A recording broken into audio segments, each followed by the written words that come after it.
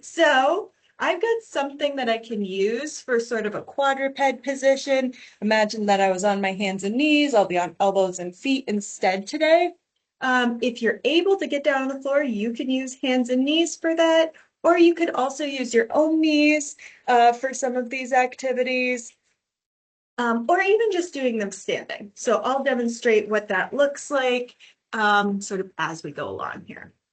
So starting off, let's just think about our long, tall posture here, just taking care of our spine a little bit.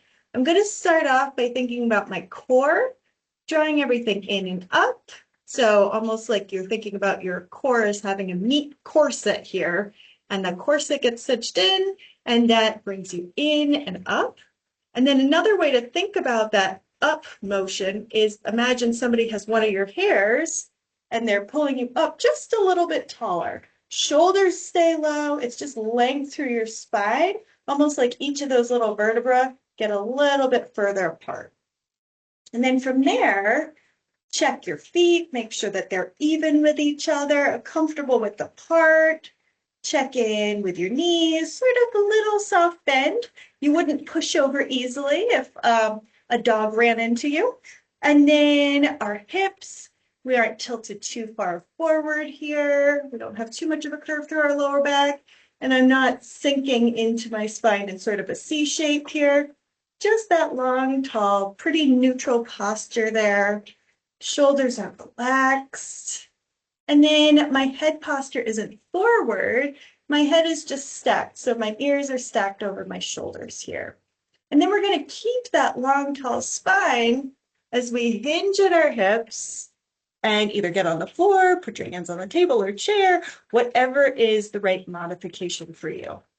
You'll notice that I'm starting off with my hands on the table.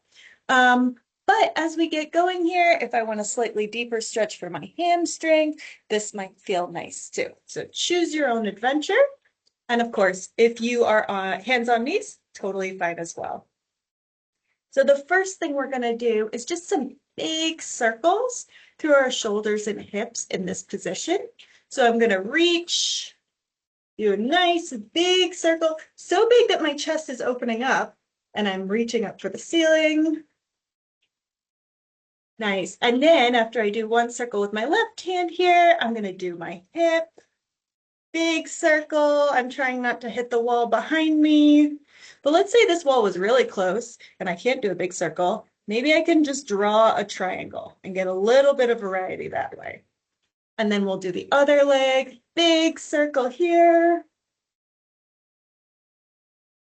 And then continuing around the clock, I'm going to do a big circle for this arm.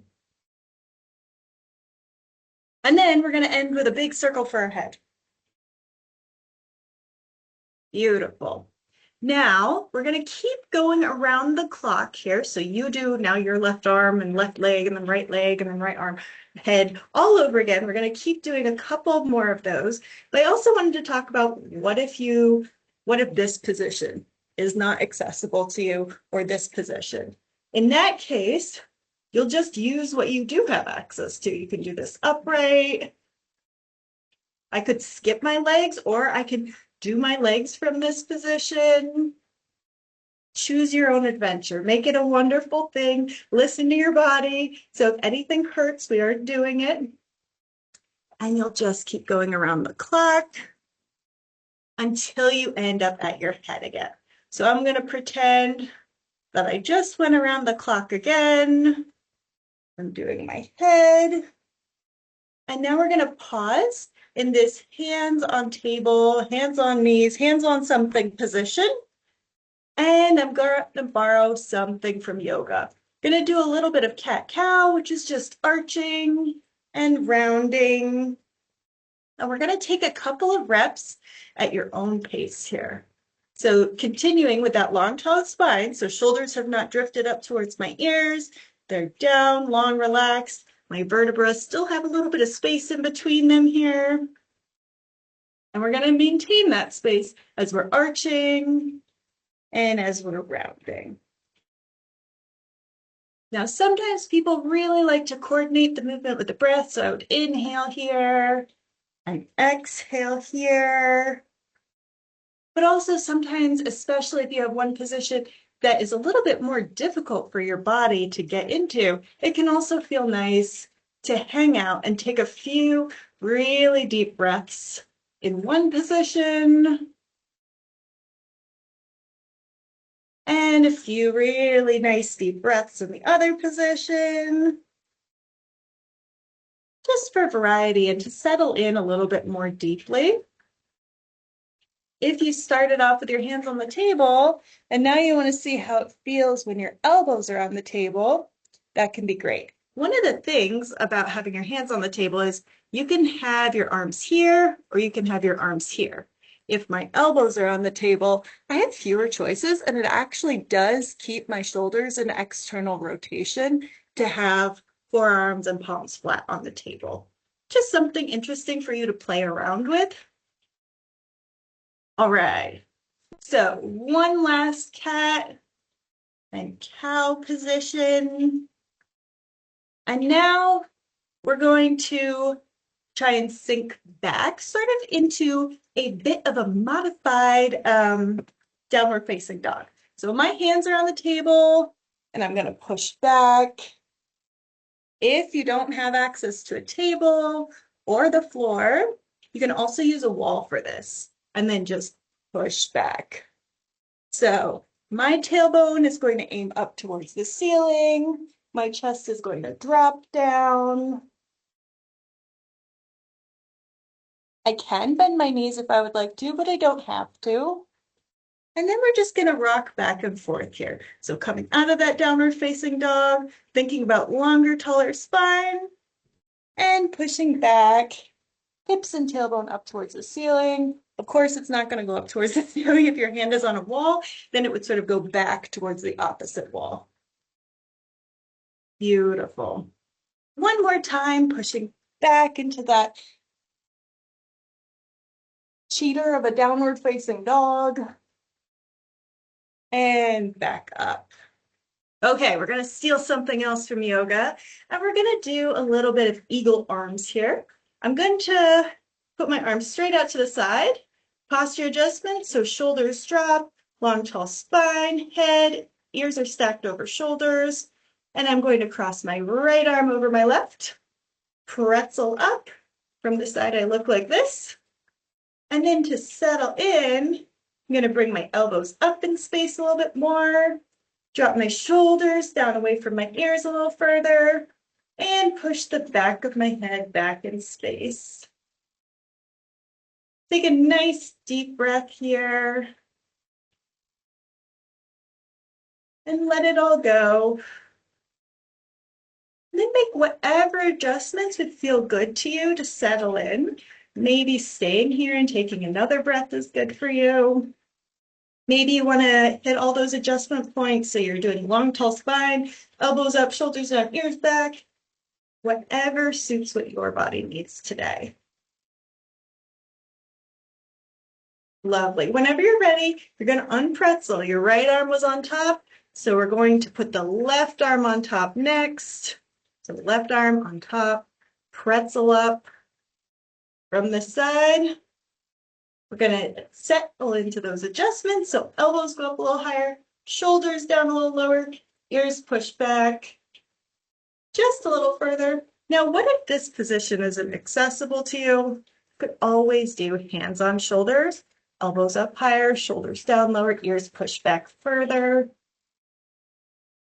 Sorry, I should have explained that modification earlier. And deep breath and settle in.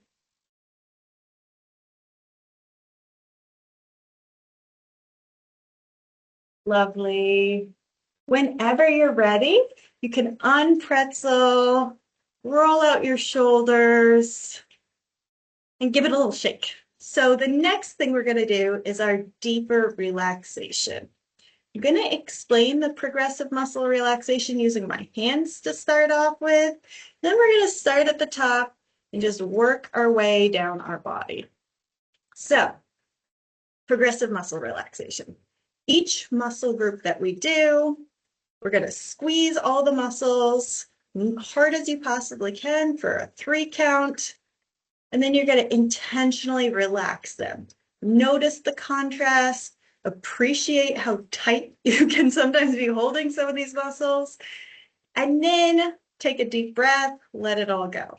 If after you let it all go, you still feel like there's a little extra in there, you're going to shake it out. Okay? If you love doing this and you feel the need to put the shake someplace else or make any other tailorings to your body and your preferences, that's awesome. You do that. All right, so we're gonna get started. I'm gonna start off with my shoulders coming up towards my ears, just to start off at the top. So shoulders up by the ears. I'm gonna squeeze, squeeze, squeeze, especially through my traps, because that's where I get really tight. And an intentional relax here. Wow, already so much better. But I'm also going to take a deep breath in and a very complete and thorough exhale out. And you know what? Unsurprisingly, I do still have a little something going on in there. So I'm going to take a little wiggle. I'm actually going to do a little squeeze manually with my hand. And I cannot tell you how much better that feels. Hopefully everybody doesn't have that feeling, but if you do have tight shoulders, hopefully that helped.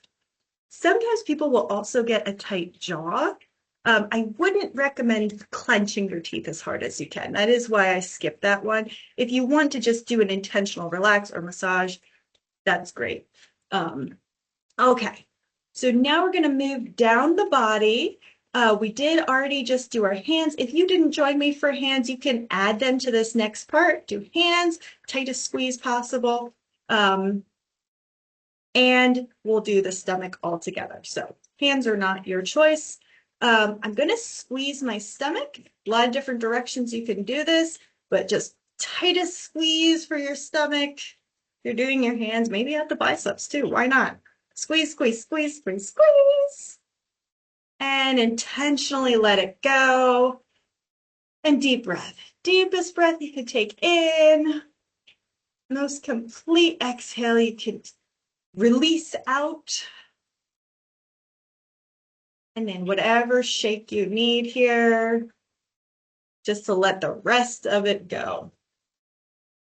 Beautiful. Okay, so now we've got hips. If there's a particular position that gets your hips, you could do that. I'm going to squeeze my hips by just squeezing the butt cheeks right now. I won't show you that part, but squeezing the butt cheeks. If it works for you, you can also squeeze your quads at the same time. Think about lifting your kneecaps up. Monique's laughing at me. I'm laughing at me too, Monique.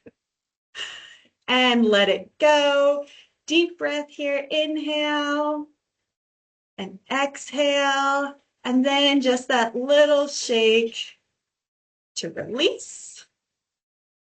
And then we'll do calves and under the feet. So under the feet might be difficult to get to. We'll start off with calves, just going up on my tippy toes. I'm cutting off my own head. Tippy toes here, squeeze those calves as intentionally as you possibly can for 3 seconds here. And then release. This one, when I release, I do like to hinge forward a little bit. I just have really tight calves, but adding a little bit of stretch there is very nice for me. So if that works for you, take it and run. And then the little wiggle out for the calves. And then I obviously won't show you my feet, but underneath the feet, think about clenching your toes underneath here. Strongest squeeze you possibly can do within your shoe or not, your choice. And relax. Intentional relax, deep breath. Inhale and exhale. And then that one can be a little harder to shake out, but I just shake my whole foot. Like, pretend this is a foot. Wave it, flop it, anything you can do to just get that wiggle going on. And that's it. That's the end of our stop, drop, and move. Thank you so much for joining us. And I hope you have a wonderful week. Take care, everybody.